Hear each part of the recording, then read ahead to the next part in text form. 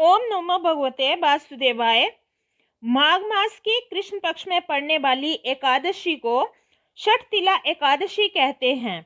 इस एकादशी में तिल का प्रयोग 6 प्रकार से किया जाता है, इसी कारण इसका नाम छठ तिला एकादशी पड़ा है। एक बार युधिष्ठिर ने श्री कृष्ण से पूछा, हे जगतपते, माघ मास की कृष्ण पक्ष में पड़ने वाली एकादशी को क्या कहते हैं, उसकी क्या विधि है और उसके व्रत का क्या फल है, कृपा करके आप मुझे बताइए। तब भगवान श्री कृष्ण बोले, हे व्रताश्रेय, सुनो, माघ मास में कृष्ण पक्ष में जो एकादशी पड़ती है वह सब प्रकार के पापों का नाश करने वाली है। इस एकादशी की कथा और महात्म्य को मुनि पुलत्स्य ने दालभे मुनि को बताया था। आइए श्रवण करते हैं छठ तिला एकादशी व्रत कथा। माघ मास कृष्ण पक्ष एकादशी व्रत की कथा।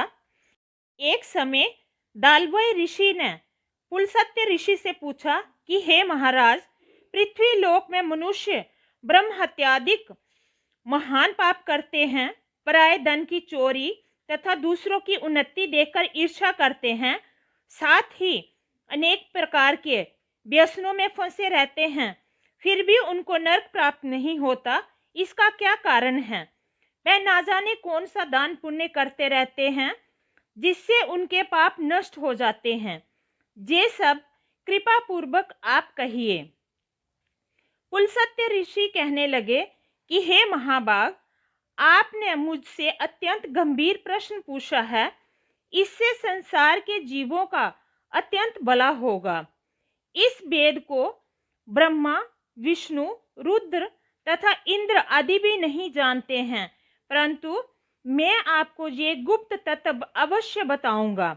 उन्होंने कहा कि माघ मास लगते ही मनुष्य को स्नान आदि करके शुद्ध रहना चाहिए। इंद्रियों को वश में कर काम, क्रोध, मोह, लोभ, अहंकार, ईर्ष्या तथा द्वेष आदि का त्याग कर भगवान का स्मरण करना चाहिए। पुष्य नक्षत्र में गोबर, कपास, तिल मिलाकर उसके कंडे बनाना चाहिए। उन कंडों से 108 बार हवन करना चाहिए। उस दिन मूल नक्षत्र हो और एकादशी तिथि हो तो अच्छे पुण्य देने वाले नियमों को ग्रहण करें। स्नान आदि नित्य क्रिया से निवृत्त होकर सब देवताओं के देव श्री भगवान का पूजन करें और एकादशी व्रत धारण करें। रात्रि को जागरण करना चाहिए। उसके दूसरे दिन धूप, दीप, नैवेद्य आदि से भगवान का पूजन करके खिचड़ी का भोग लगाएं। तत्पश्चात पेठा, नारियल, सीताफल या सुपारी का अर्घ्य देकर स्तुति करनी चाहिए। हे भगवान, आप दीनों को शरण देने वाले हैं। इस संसार सागर में फंसे हुए का उद्धार करने वाले हो। हे पुंडरीकाक्ष, हे विश्ववामन, हे सुब्राह्मण, हे पूर्वज, हे जगतपते, आप लक्ष्मी जी सहित इस तुच्छ अर्घ्य को ग्रहण करें, ऐसी याचना करनी चाहिए। इसके पश्चात जल से भरा हुआ कुंभ या घड़ा ब्राह्मण को दान करें और ब्राह्मण को श्यामा गो और तिल पात्र देना भी अति उत्तम है। तिल स्नान और भोजन दोनों ही श्रेष्ठ हैं। इस प्रकार जो मनुष्य जितने तिलों का दान करता है उतने ही 1000 वर्ष स्वर्ग में उसका वास रहता है। इस दिन तिलों को 6 प्रकार से इस्तेमाल किया जाता है। पहला, तिल स्नान। दूसरा, तिल का उपचन। तीसरा, तिल का हवन। चौथा, तिल का तर्पण। पांचवा, तिल का भोजन। और छठा, तिलों का दान। ये तिल के 6 प्रकार हैं। इनके प्रयोग के कारण ये छठ तिला एकादशी कहलाती है। छठ तिला एकादशी का महत्व। छठ का अर्थ है शे और तिला का अर्थ है तिल। इस एकादशी पर तिल का 6 प्रकार से उपयोग किया जाता है। मान्यता है कि ऐसा करने से मनुष्य के सभी पाप नष्ट हो जाते हैं और उसे मोक्ष की प्राप्ति होती है। इस व्रत का पालन करने से व्यक्ति के जीवन में आर्थिक स्थिरता आती है और दरिद्रता दूर होती है। माघ मास में आने वाली एकादशी को छठ तिला एकादशी के नाम से जाना जाता है। इस दिन तिल खाने का अधिक महत्व होता है। इस व्रत को करने से व्यक्ति को धन धान्य की कोई कमी नहीं रहती है। इस व्रत के करने से अनेक प्रकार के पाप नष्ट हो जाते हैं।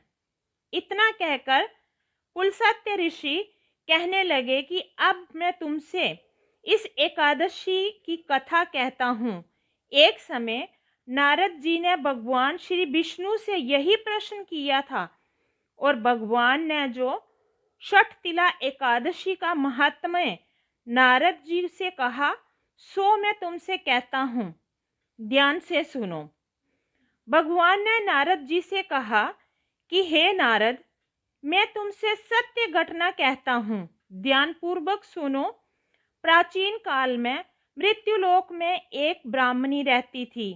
वह सदैव व्रत किया करती थी। एक समय वह 1 मास तक व्रत करती रही। इससे उसका शरीर अत्यंत दुर्बल हो गया।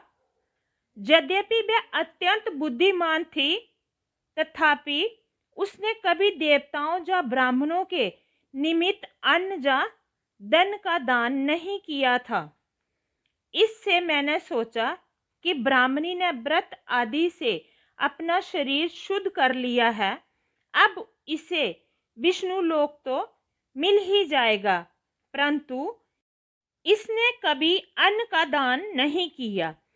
इससे इसकी तृप्ति होना कठिन है।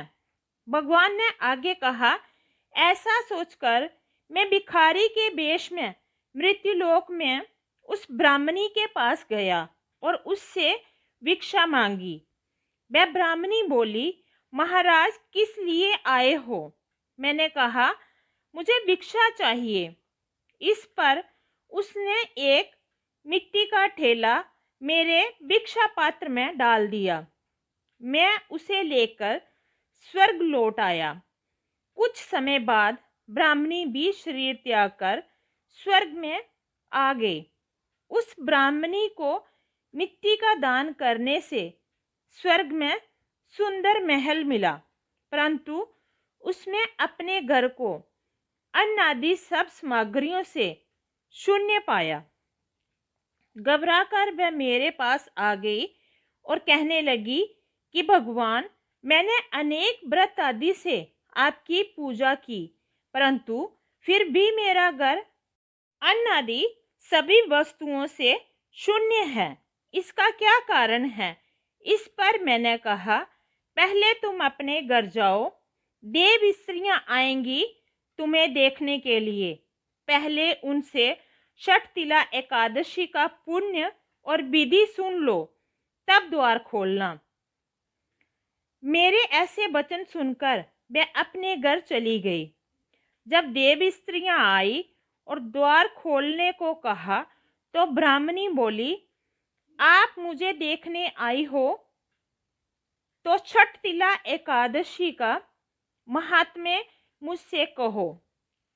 उनमें से एक देवी स्त्री कहने लगी कि मैं कहती हूँ।